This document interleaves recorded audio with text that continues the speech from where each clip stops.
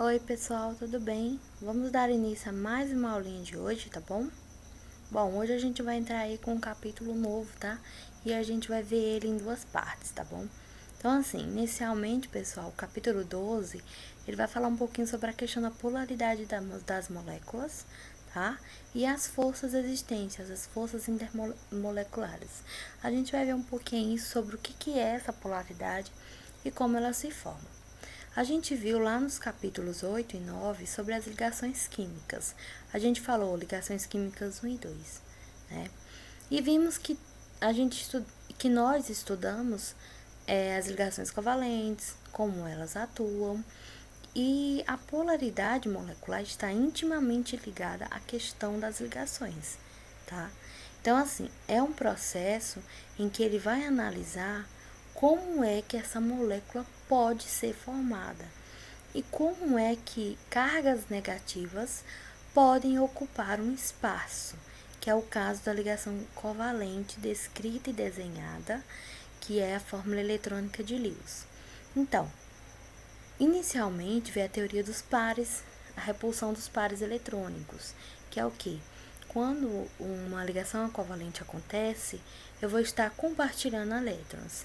E esses elétrons, eles vão estar ligados, eles precisam estar próximos, os dois elementos químicos, para que haja compartilhamento de elétrons. E como os elétrons eles possuem cargas negativas, acaba aí acontecendo um processo de repulsão dessas cargas. E aí a gente traz a questão dos pares eletrônicos para resolver o problema da repulsão, que é a questão da polaridade, ou seja, o nível de energia que os elementos químicos vão gerar. Então, assim, as moléculas elas são caracterizadas em polares e apolares. O que é polar? Normalmente a gente utiliza uma letra para indicar o nível de energia, tá? Que a gente vai ver mais à frente o conceito aqui. E eles vão estar relacionados. Se for igual a zero, a molécula ela é apolar. Se for diferente de zero, essa molécula vai ser polar. Ou seja, ela vai ter um nível de energia e um nível de eletronegatividade bem maior. Porque um elemento tem um tipo de eletronegatividade e outro vai ter outra. Quando você une esses dois, possivelmente alguns elementos vai dar diferente de zero. E isso aí vai influenciar na questão da junção desses elementos, tá bom? Normalmente, quando a gente faz ligação covalente entre elementos, entre o mesmo elemento, H2, O2, Cl2, acontece que elas sempre vão ser moléculas apolares, ou seja, a eletronegatividade dela sempre vai ser zero devido a ser o mesmo elemento, e que é eletronegatividade ela é medida a partir de eletronegatividade de um menos a do outro, tá? Então, o livro de vocês traz esse conceito bem interessante sobre o que é um momento dipolar, tá? Então, a gente vai acompanhar aí, tá bom? A compreensão das forças intermoleculares é necessária entender que em uma ligação química covalente, diferentes átomos apresentam diferentes eletronegatividades, foi o que eu acabei de falar para vocês, o que gera nas moléculas os polos positivos e negativos. É como se fosse uma pilha, tem um lá o positivo e o lado negativo, lembra? Polaridades. Então, essa polaridade ela é representada por um vetor momento dipolar, que é essa letrinha aí que se parece com o U ou um M, tá bom? Então, quando se trata de medir ou determinar a polaridade das moléculas ou dos elementos químicos, sempre utilizamos essa letrinha aí, que ela na verdade é um vetor, tá? Um vetor momento dipolar. Considere-se a seguinte situação: tenho duas cargas de sinais contrários, ou seja, uma positiva e uma negativa, separados por uma distância L. Essas duas aí, elas vão precisar o quê? Nesse caso, elas vão se aproximar devido à produção dessas cargas diferenciadas. É o caso da questão da eletronegatividade. Se eu tiver um elemento que tem eletronegatividade de um tipo e de outro, eu preciso calculá-las para que eu emita um valor para ver qual é a eletronegatividade dos compostos. O momento dipolar é uma grandeza vetorial cuja intensidade é diretamente proporcional à carga elétrica. efetiva de um dos polos. Ou seja, aqui a gente vai ver essas questões de dividir e compartilhar, não somente com a cara de negativo, que é a questão do elétron, e sim com polaridades, ou seja, a gente vai basicamente ver esses elétrons compartilhados como se fosse cargas elétricas, que um lado é positivo e o outro é negativo, tá bom? É a forma como ele quis representar. A carga elétrica efetiva é de um dos polos e a distância entre essas cargas. Essa grandeza está associada a um vetor momento dipolar. Nesse caso aqui, ele é bem mais calculado quando a gente passa para a física, que ele vai calcular realmente a questão dessa grandeza. Aqui, ele só vai determinar para a gente a diferença de eletronegatividade para a gente fazer aí a medida de força entre uma molécula, entre um elemento e outro para a formação de uma molécula. E aí ele fala para vocês, pessoal, essa parte aqui é interessante. Vocês já viram a tabela de eletronegatividade. Quando a gente estudou lá a classificação periódica dos elementos, a gente viu eletronegatividade, a direção e sentido da tabela em relação à tabela periódica e os elementos lá presentes. Temos uma tabela de eletronegatividade apenas para os elementos químicos da tabela periódica, ou seja, você consegue analisar qual é a eletronegatividade de cada um e como é que você vai medir as forças, tá bom?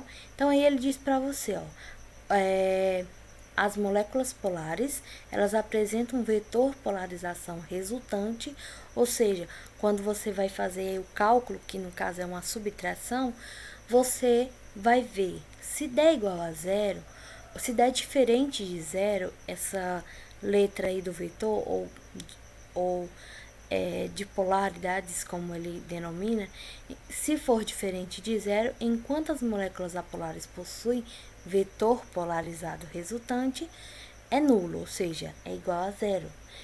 E quando, o que acontece? As moléculas diatômicas com átomos de mesma eletronegatividade se encontram, elas são apolares. Por quê? A eletronegatividade de uma menos da outra vai ser igual a zero. Então, ela é apolar. Ela não vai ter essa brusca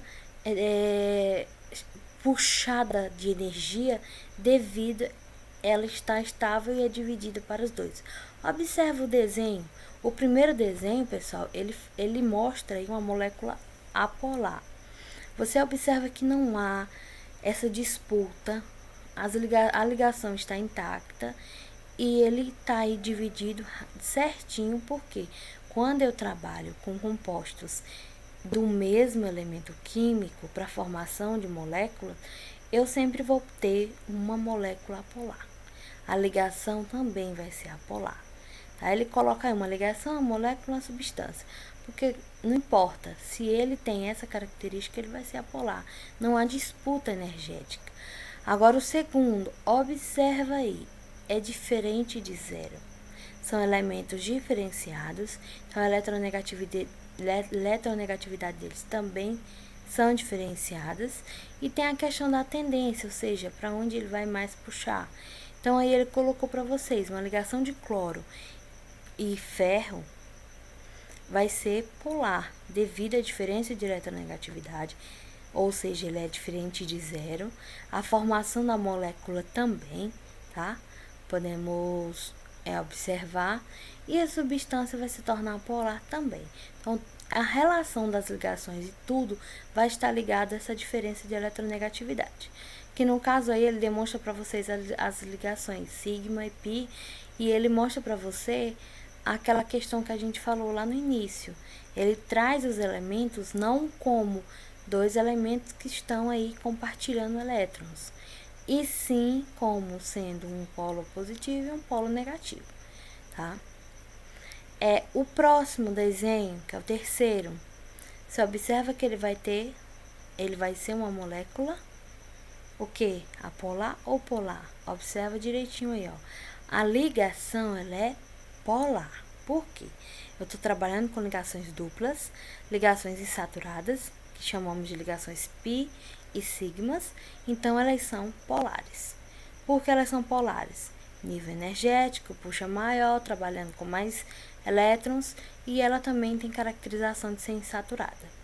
Só que os elementos, eles vão ser apolares, porque a eletronegatividade deles acaba um anulando a outra, que vai ser igual a zero.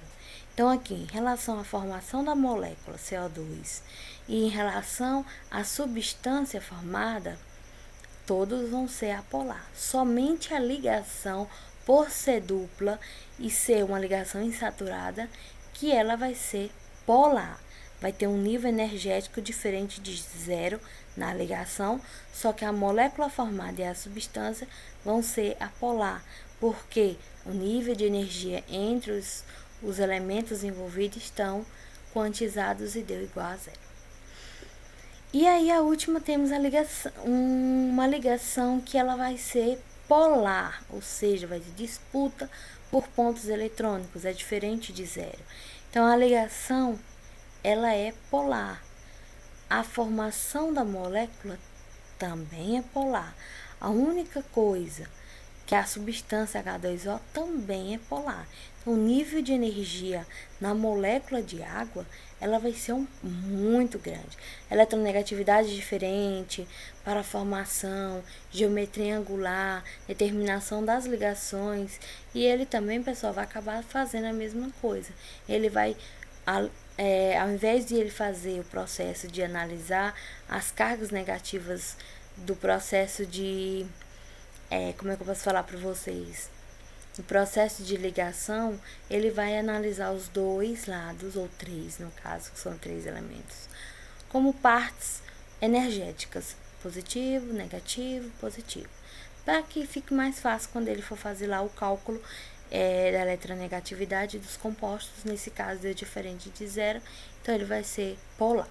Então, polar é quando a eletronegatividade ela dá diferente de zero.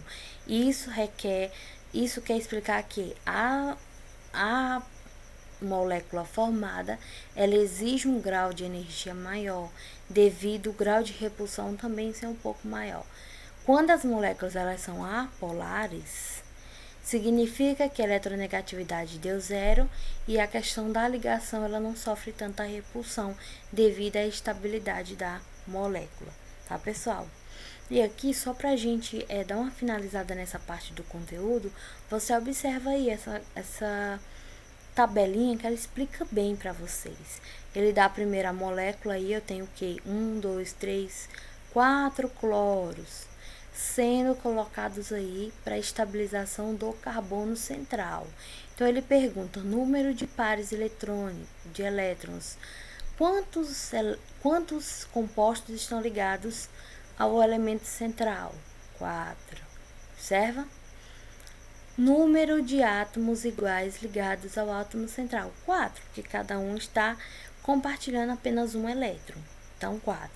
Se eles são iguais, a eletronegatividade deles vai ser igual a zero, classificamos essa molécula como apolar, uma molécula saturada e que está fazendo apenas ligações sigmas. Segunda, observe, eu vou ter 3 cloro e 1 hidrogênio. Número de pares, 4. Confere. Número de átomos iguais, somente 3. Eu não tenho 4 cloro, então eu só vou ter 3 e eu vou ter 4 ligações. Elas são iguais? Não, são diferentes. Se elas são diferentes, então ela é polar.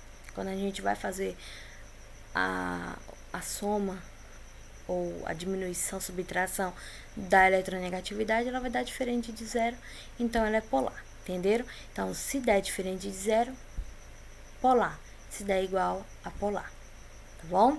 Então, esse quadro aqui é para vocês analisarem ele com carinho. Dá uma lida na parte de cima para vocês visualizarem como é que é o comportamento de a questão da polaridade ou dipolo, como ele chama, tá? Para vocês conseguirem diferenciar isso em uma tabela de componentes inorgânicos ou orgânicos, viu? Na nossa próxima aula a gente vai falar mais um pouco sobre essa questão da polaridade, sobre os níveis de energia, sobre a questão da ligação iônica e covalente em relação às polaridades, tá, galera? Eu quero que vocês acessem a plataforma SAS, assistam as videoaulas sobre o capítulo, para poder a gente, para a próxima aula, vocês já estarem por dentro do conteúdo, viu? Anotem as dúvidas de vocês, mande pelos canais de comunicação, que a gente vai aí discutir sobre o nosso conteúdo, tá bom? Então, até a próxima aula. Dá uma lida no conteúdo, acesse a plataforma e na próxima aula a gente vai continuar o nosso conteúdozinho, tá? Então, tchau, tchau, pessoal, e até a próxima!